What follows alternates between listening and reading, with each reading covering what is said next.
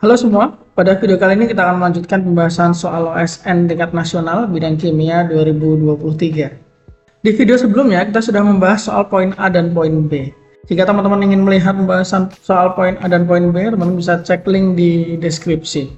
Sekarang kita lanjutkan ke poin C.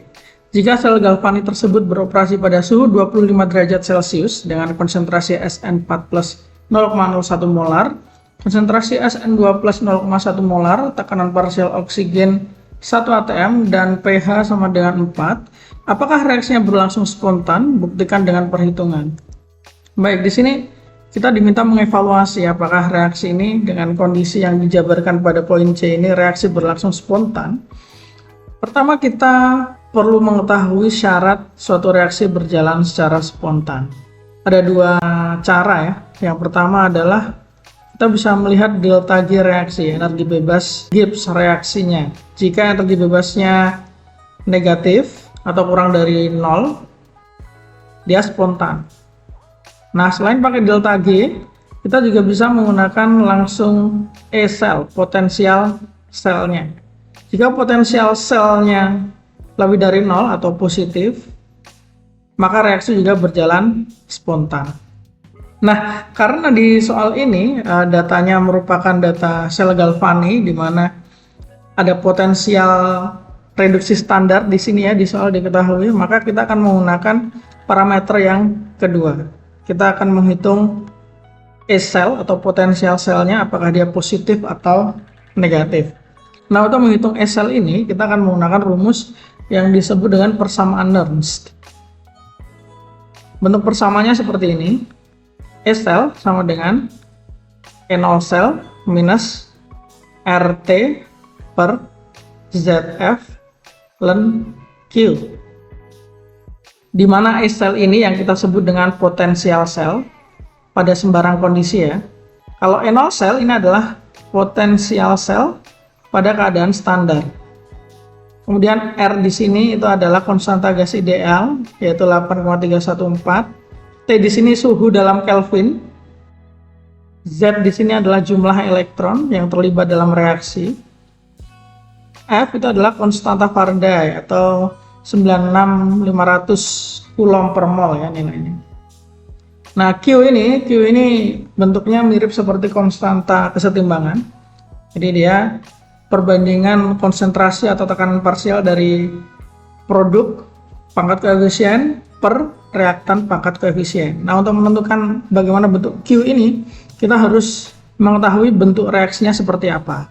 Nah, bentuk reaksi dari sel galvani pada nomor 1 ini kita sudah tentukan di poin A dan B. Mari kita lihat dulu ya. Nah, ini dia bentuk reaksinya. Dari sini sampai sini. Kita tulis ulang dulu saja. O2 gas ditambah 4H plus aqueous ditambah 2 SN2 plus aqueous berubah menjadi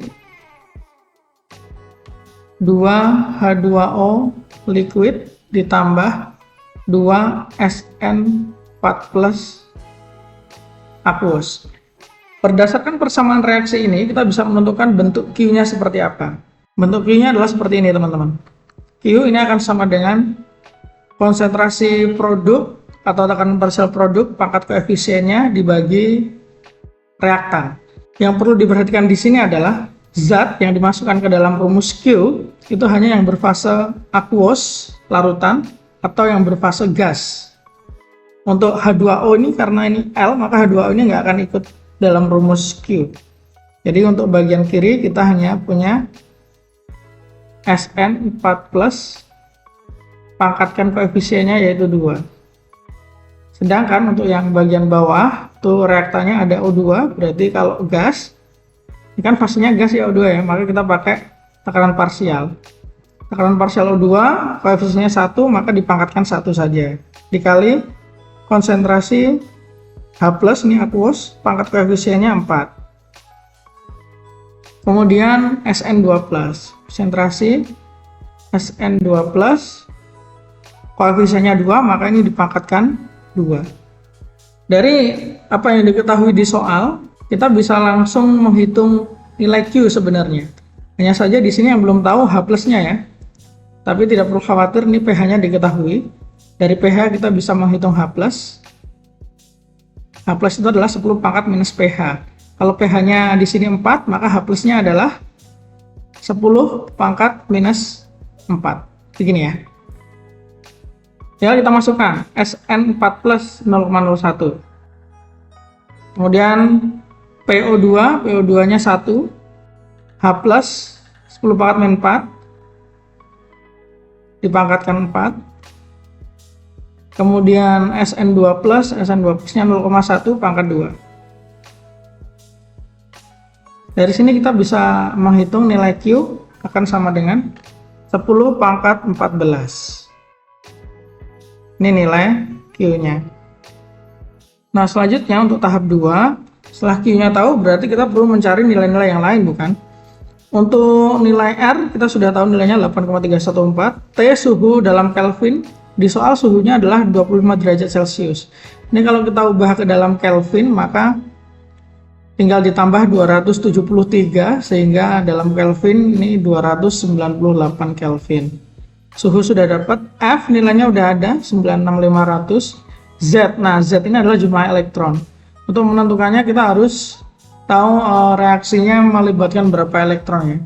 Kalau dari persamaan reaksi yang ditulis berwarna kuning ini nggak kelihatan kan jumlah elektronnya. Mari kita lihat untuk persamaan reaksi oksidasi dan reduksi masing-masing di poin A. Nah, ini dia reaksinya teman-teman. Ini kalau teman-teman lihat di bagian reaksi reduksi, ini ada 4 elektron. Bagian reaksi oksidasi ada 4 elektron juga. Nah, artinya berapa jumlah elektron yang terlibat? Jumlah elektron yang terlibat adalah 4. Bukan 8 ya, 4. Karena ini konsepnya adalah ada 4 elektron yang dilepas dari reaksi oksidasi, kemudian 4 elektron tersebut diterima atau ditangkap ketika terjadi reaksi reduksi. Jadi hanya 4 elektron yang terlibat. Oke, so dari sini kita bisa tulis bahwa Z adalah 4, kemudian F 96500, kemudian T itu 298, kemudian R itu adalah 8,314. Apalagi yang belum kita ketahui?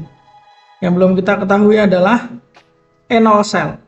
Enol cell ini dapat dihitung dengan menjumlahkan potensial standar reduksi ditambah potensial standar oksidasi. Nah, sebenarnya enol cell ini juga sudah dihitung di bagian A. Mari kita lihat ya. Nah, ini kan bagian reduksi, kemudian yang ini adalah bagian oksidasi. 1,23 minus 0,15 hasilnya adalah ini enol cell-nya. 1,08. Nah, jadi kita udah dapat semua ya untuk menghitung E-cell. Enol cell-nya di sini adalah 1,08 volt. Nah, baru tahap terakhir adalah kita mencari E-cell-nya sesuai dengan rumus ini. E-cell ini sama dengan enol cell. Enol cell-nya nilainya adalah 1,08 minus R-nya 8,314 dikali dengan T suhu dalam Kelvin 298 per Z jumlah elektron itu 4 dikali F 96500 ln Q-nya 10 pangkat 14. Nah, dari sini nanti kita bisa hitung bahwa E-cell atau potensial sel dari sel galvani ini pada kondisi yang tertera pada soal C bernilai sebesar 0,873 volt. Kebetulan nilai potensial sel E-cell yang kita hitung bernilai positif atau lebih besar dari 0. Maka sesuai dengan syarat spontan atau tidaknya suatu reaksi, E-cell yang bernilai positif artinya reaksi berjalan spontan. Jadi kesimpulannya adalah apakah reaksinya berlangsung spontan? Jawabannya adalah ya, spontan. Sudah kita buktikan dengan perhitungan.